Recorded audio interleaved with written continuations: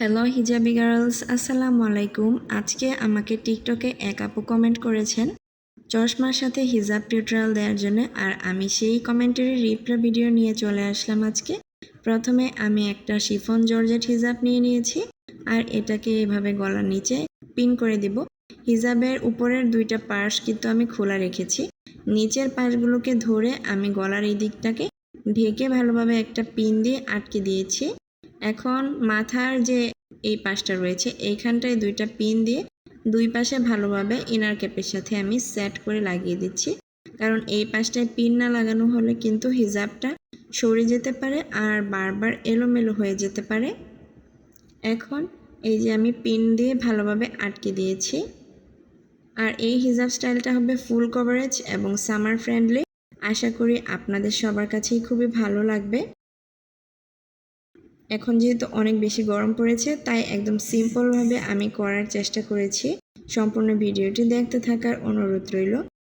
এই যে এখন হিজাবের যে লং পার্টটা আমি নিয়েছিলাম, সেই লং পার্টটাকে ঘুরিয়ে মাথার অপর পাশে নিয়ে যাব এবং মাথার উপরে এইখানটায় ভালোভাবে টান টান করে ধরে একটা পিন লাগিয়ে দিচ্ছি এই পাশে। আর আমি হিজাব পরার সময় সব সময় নর্মাল পিনগুলো ব্যবহার করি, আর সিকিউর করার জন্য আমি কয়েন পিন ব্যবহার করি, কারণ কয়েন পিনগুলো ব্যবহার করলে হিজাবের কোনো ক্ষতি হয় না। এখন আমি হিজাবটাকে মাথার উপরে দুই পাশেই পিন করে আটকে দিয়েছি।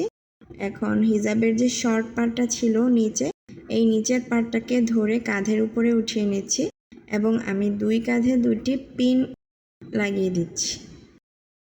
এই যে এইখানটায় আমি একটা পিন লাগিয়ে দিচ্ছি প্রথমে, এবং অপর পাশেও সেমভাবে আমি একটা পিন দিয়ে সেট করে নেব। সামনে এবং পিছনে কিন্তু ফুল কভারেজ হয়ে গেল। এরপরে আমি চশমাটাও পরে নেব। আপনাদের কাছে যদি আমার ভিডিওগুলো ভালো লেগে থাকে তাহলে অবশ্যই ভিডিওতে লাইক করতে পারেন, আর কমেন্টে জানিয়ে দেবেন কেমন লাগলো আমার এই হিজাব টিউটোরিয়ালটি, আর আপনাদের ফ্রেন্ডদের কাছে শেয়ার করে দিতে পারেন।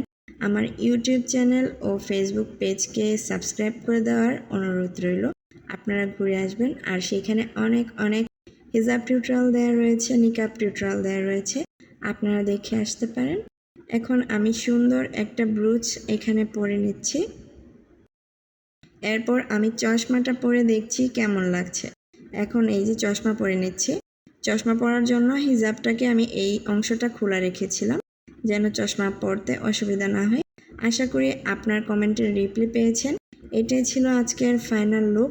ভালো লাগলে লাইক দিয়ে পাশে থাকবেন। আজকে এই পর্যন্তই। আল্লাহ হাফেজ।